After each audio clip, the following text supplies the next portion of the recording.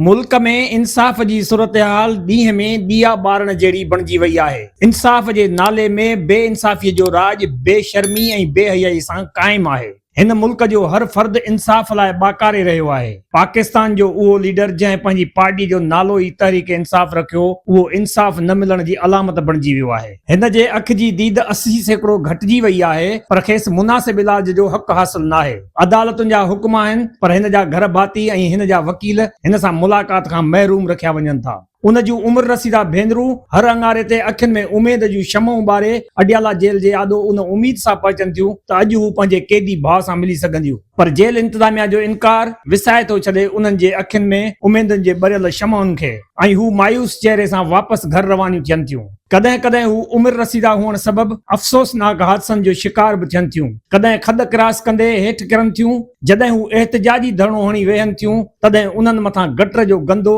ऐं केमिकल मिलियल पाणी उछलायो वञे थो। जॾहिं मुल्क जे साबिक़ वज़ीर आज़म जे सॻियुनि भेनरुनि जो उहो अशर थींदो हुजे त पोइ आम माण्हू इंसाफ़ जी उमीद बि कीअं थो करे सघे। इमरान खान सिर्फ़ मुल्क जो साबिक़ वज़ीर आज़म न आहे, पर हू हिकु पॉपुलर पार्टी जो लीडर बि आहे। हिन जो क्रेडिट ते मुल्क जी वॾी कैंसर अस्पताल आहे। उन खां अॻु हू क्रिकेट टीम जो उहो कैप्टन हो जंहिं पाकिस्तान लाइ पहिरियों भेरो वर्ल्ड कप खटियो, पर हिन सां अहिड़ो हशर कयो वियो आहे जंहिंजो हिन महिल ताईं मुल्क जी तारीख़ में ॿियो को मिसाल मौजूद न आहे। इंसाफ़ जो इन खां वधीक बुरो हशर ॿियो कहिड़ो मुमकिन थी सघे थो त जिन माण्हुनि खे करप्शन जे जुर्म सबबि जेलनि में हुजणु घुर्जे, उहे माण्हू इक़्तिदार जी मसनद ते विहारिया विया आहिनि। उन्हनि खे शाही प्रोटोकॉल मिलियल आहिनि, ऐं जिन माण्हुनि जे वाक़ई मुल्क जे लाइ कुझु कयो आहे या कुझु करण जी कोशिश कई आहे, उन्हनि माण्हुनि खे इबरत जो निशान बणायो वियो आहे। इमरान खान उन्हनि माण्हुनि मां हिकु आहे जेको आम कैदी वारे हक़नि खां महरूम कयो वियो आहे। इमरान खान 5 अगस्त 2023 ते गिरफ़्तार कयो वियो। हिन वक़्त ताईं हिन खे जेल में 2 साल ऐं 11 महीना मुकमल थी चुका आहिनि।